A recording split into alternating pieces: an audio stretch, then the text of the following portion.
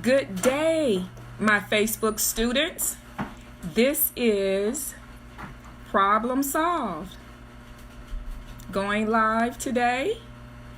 I'm going to wait maybe a few minutes to wait for my students to chime in.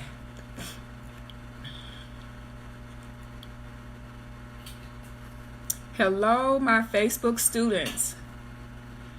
This is Problem Solved, and I am going over some basic statistics today on the subject of experimental and theoretical probability. I hope this will be beneficial to some students out there that's watching. I know it's a little later than what I normally start, the time that I normally start. Okay.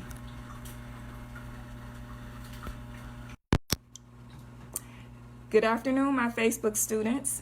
Just want to say hello to you. I'm starting a little late today, but we're going to go ahead and get started. And today we're going to focus on a concept under statistics known as experimental and theoretical probability. All right, I'm going to get started. And I'm going to go through the problem step by step. Hopefully you all are out there taking notes. Hopefully this can be beneficial to you and help you to answer some of your homework problems that you may be experiencing. All right, let's get started. I hope you all can read the board clearly as I make adjustments. Okay.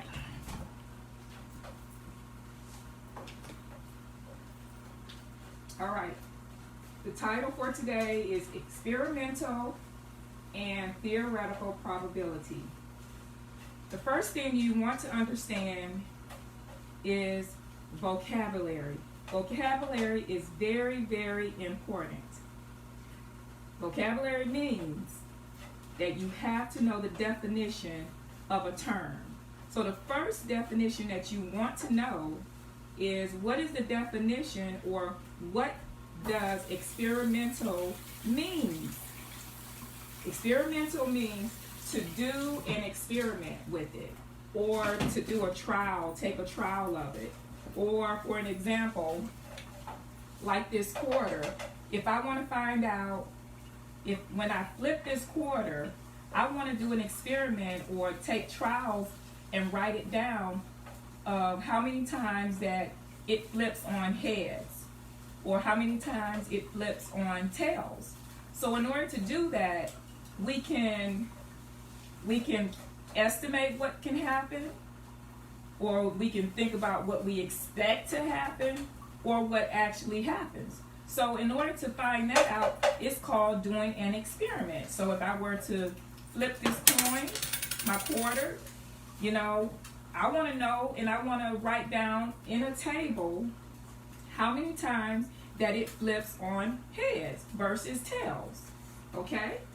So experimental means to do an experiment with it, or trials. You want to think about what actually happens. What actually happens if I roll a dice? What happens when I flip a coin? What happens when I spin a wheel? Okay? Versus the theoretical probability. That is the math theory part of it. Like when you want to look at the math, the numbers of it. And that means what you expect to happen. Okay? So you have to know the difference between the words, the terminology, the vocabulary. Whatever it is, you need to understand the meaning of it. Okay? So we want to know what actually happens versus what you expect to happen. All right? So the example I have today is we want to look at for rolling a dice. Okay? We want to look at an example of how many times, if we were to choose an outcome for 1 through 6, how many times it would land or roll on that certain side, a certain number. Okay? So I chose the example for rolling a dice today. You could do it with spinning a wheel, flipping a coin, heads or tails. There's so many different experiments that you can do, but you have to do it so you can know the difference between experimental and theoretical. All right? And if I have enough time, I may be able to do another problem using spinning of the wheel. Okay? So let's move on. All right, first you have to create a table. When you're setting up an experiment or you're doing an experiment, you must create a table first. So we want to create our table with 6 outcomes. So we'll have an outcome for 1 to roll, because a dice has 6 sides. So you have the number 1 through 6. And frequency means that you want to write down how many times that if you roll the 1, it will flip 16 times. If you roll it twice on number 2, how many times do you think the frequency of rolling it and it landing on the number 2? Okay, here's my little dice here that I tried to sketch out to show you. We have 1, this is 5, and this is 6. So you have to create a table with outcome versus the frequency of it. So frequency, how many times something happens over and over. Okay? All right. Also, before I get into the problem, there are 2 formulas that you must know that goes with experimental and the theoretical probability. So the first one here, I had to abbreviate it. This is the formula for the experimental probability.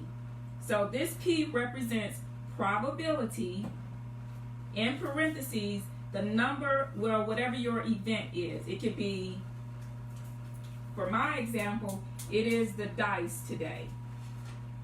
Okay? It can be whatever. You can have dice here, spinning of the wheel. You can have marbles, like how many marbles you may have, you know, the color of marbles that you want to pull out of a bag, or bubblegum machine, how many colors are with the pieces of bubblegum in the bubblegum machine. So it doesn't matter, whatever it is, you're taking the probability of that event or of that thing. All right? So the probability of the dice equals the number of times it occurs. So you want to put how many times, which is what is the frequency, F, so this could be frequency. How many times, which is your frequency, the number of times it happens, it occurs, it flips, divided by the total number of trials. So what's the total number here? This total number of trials right here. These are our trials right here. So this is the total number of trials. All right, so our total number of trials will be 100. Okay, now I'm going to write the formula for theoretical. And as I said before, theory is the root word in theoretical. Here, theory is the root word of theoretical, and experiment is the root word in experimental. So it makes sense that you're saying, I'm going to take an experiment versus looking at math theory. All right? So let me write the definition for the theoretical. So you would have that. Theoretical is, and I'm just going to use pound as my number to represent the number of favorable outcomes divided by the total number, I'm using pound to represent my number, of possible outcomes. I hope you all can read this. My board gets really small when you're breaking down math problems, because one math problem can take you almost an hour or 2 or 3 depending on which mathematical subject you are taking. Okay?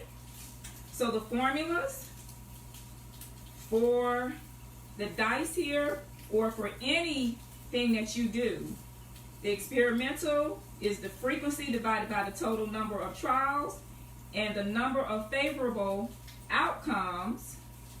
Outcomes is O. Let me put O for outcomes. Favorable outcomes. That's O, divided by the total number of possible outcomes. Okay? So that means we wouldn't put it over frequency, because we have to look at the total number of possible outcomes. Okay? The total number of outcomes, that means if you had a quarter, what's the total number of outcomes? The total number would be 2, because there are only 2 sides. And what's the number of favorable outcomes that I can have for heads or tails? So the number of favorable outcomes that I can have for a quarter would be 1 head divided by 2, because 2 would be my total number of possible outcomes. Or it would be tails, which is 1, the favorable outcome, divided by how many, what's the total you flip? You only have 2 sides to flip. So that is the difference versus having frequency here. The number of times it occurs is your frequency divided by the total number of your trials. Okay? All right. So let's move right on with the problem. Okay. So if we are rolling a number 3, we're going to take the number of times it occurs, which is your frequency. Let's go to number 3. This is A right here. For A, number 3, we have 22 times that it occurs. Okay? Had to say that right. You can get tongue twisted when you're speaking about a lot of terminology in math. So I have to take my time, because sometimes I want to roll a little fast, but I can't do that. Okay? So we have 22 times that it occurs, divided by 22 divided by the number of the total number of trials, which is 100. It's not. Where's he at? Okay. So as we started on, I believe, Monday, I started with fractions. How to use, reduce, or simplify fractions. So here, we have to do the same thing here. So you see where understanding how to simplify your fractions, you're going to see it in all your math pretty much. No, okay, so it doesn't. You send it to the cash app. Excuse me, I have instead of cashing my it out, children you are just use talking. your card. Thank you. Sorry about that, Facebook students. Okay, back to 22 divided by 100. How do we reduce that? You need to know your multiplication tables or factors in order to reduce this. So if we were to plug it in the calculator, you will reduce your fraction. If you have a calculator, just divide 22 by 100. We can do 2, use the common factor and say 2 times 11 would give me 22. 2 times 50 would give me 100. And this is my number 1. I put this number 1 because you have to have a common multiplication factor in order to simplify or reduce your fraction. So that's why I say it's number 1, because it cancels and it makes a 1. It cancels out. So you're left with 11/50. 11/50th. So when you got to see if you can reduce that. Can you reduce 11/50th? No. So instead, just go ahead and use your calculator and divide 11 by 50, and the answer that you would get would be, is that right? Let's make sure. Yes, we can do that. So 1150, if we were to go ahead and reduce it, the answer, I'm going to erase this, erase all of this, so we can get right to the answer if you have a calculator. The answer would be 0.22. And if we want to look at the percentage, convert this to a percentage, you must multiply this by 100%, and that will equal to 22%. So, rolling a dice, landing on the numbers 3, or landing on 3, it would be 22% of 100% of how many times you're going to roll it on 3. Okay? All right. Let's go to what is the theoretical problem for 3. Now, the first one was the experimental. So this was experimental if we roll the dice. Experimental. It's a long word. Okay. All right, so A represents the experimental probability. Now we're going to go to B, which we're going to figure out what is the theoretical probability for 3. In order to do that, remember we have to use this formula.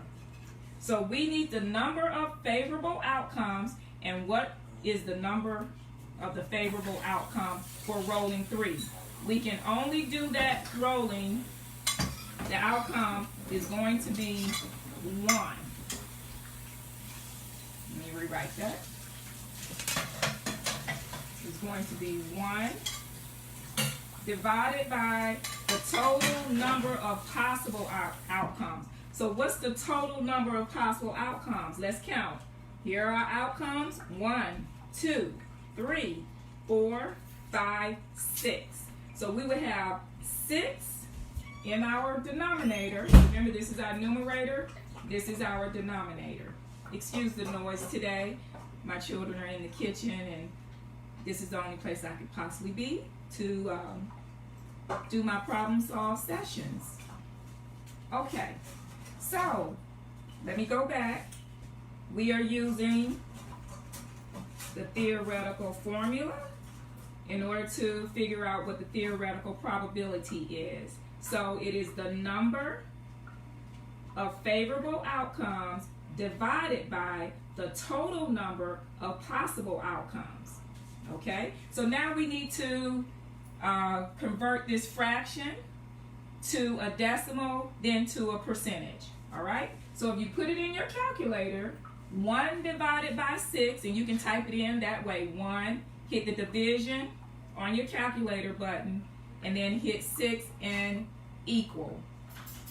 All right, and when you do that, you would get 0.166, and it's gonna, when it repeats, you can erase that third digit after the decimal. So this is tenths, hundred, thousandths, and we want to only go to the hundredths place. So when you have a repeating number, you just put, you may see it, you put a bar over it, so you don't have to write out all the numbers. Okay, so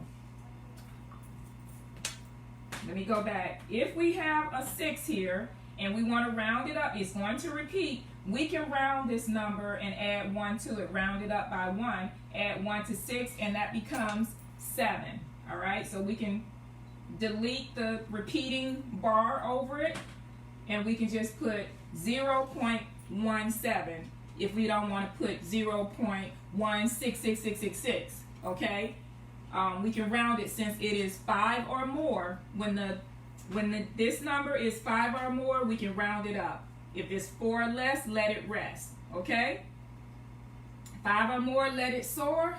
4 or less, let it rest. Okay. All right, now we want to convert this decimal into a percentage. How do we do that? We do it just like this. We multiply it by 100%.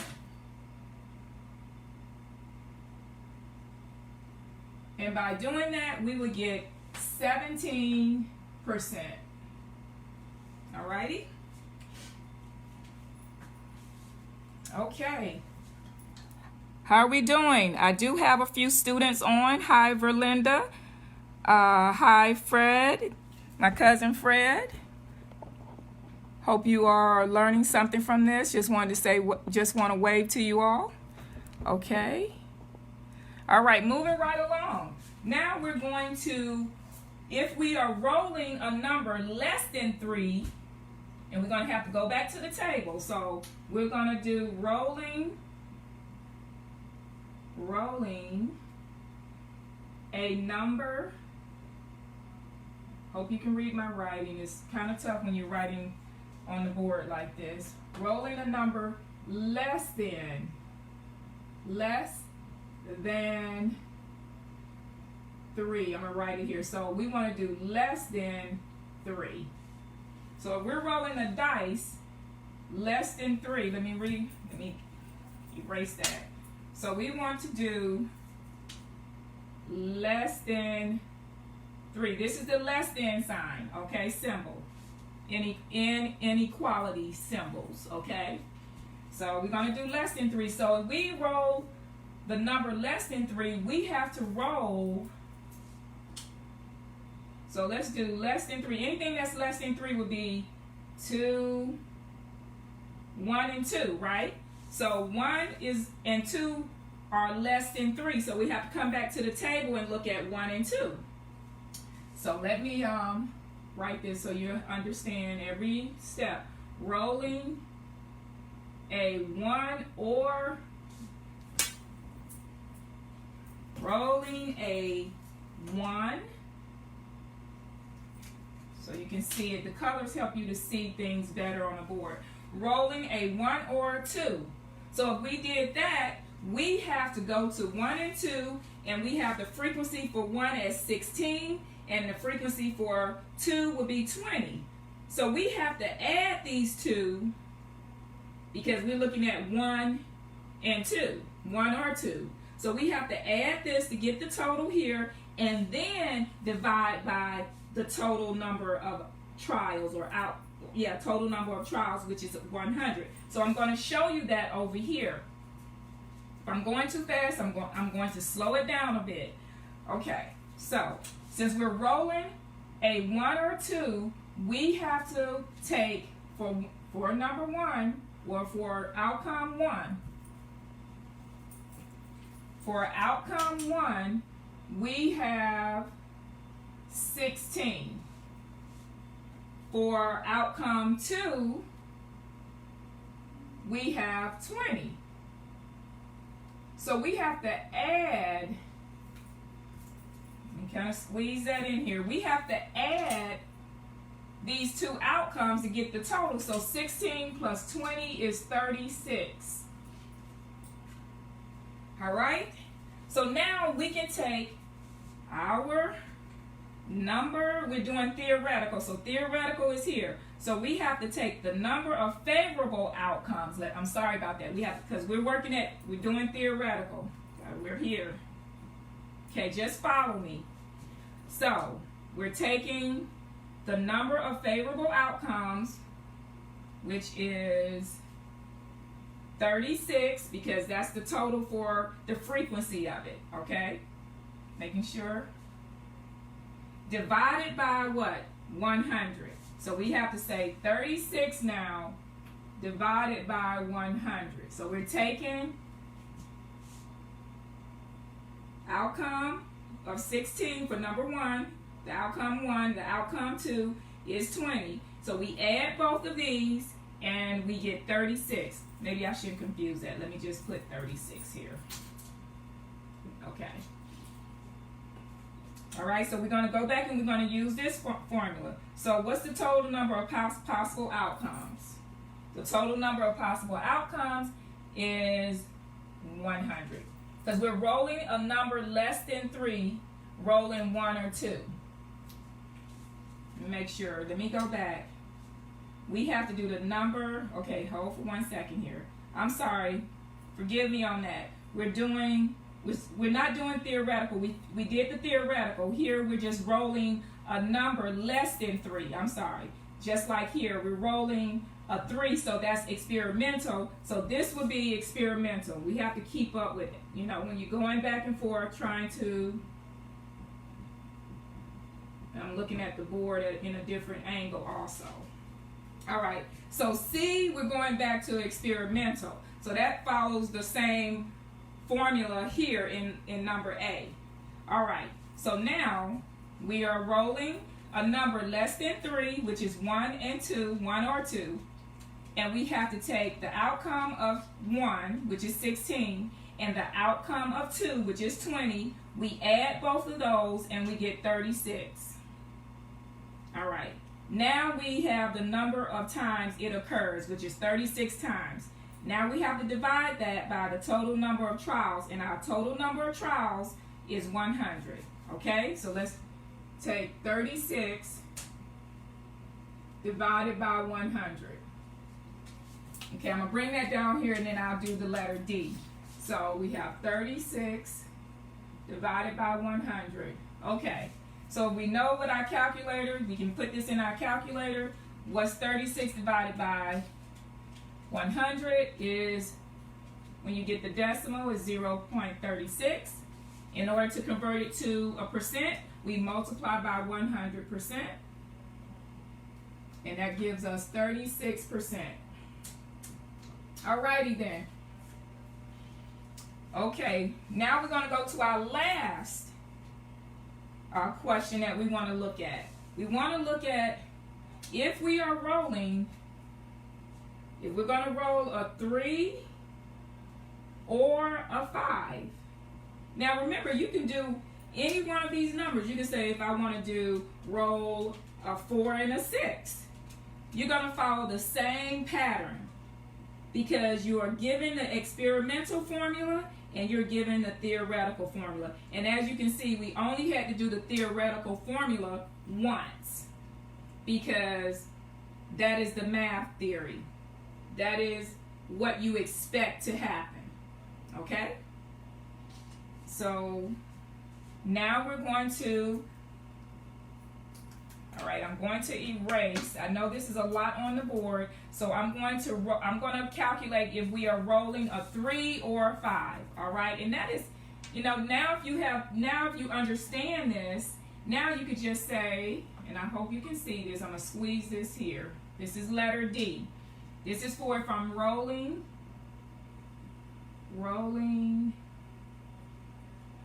a 3 or 5. So let's look at it. So if I'm at 3, my frequency is 22. If I'm looking at 5, my frequency is 18. So I have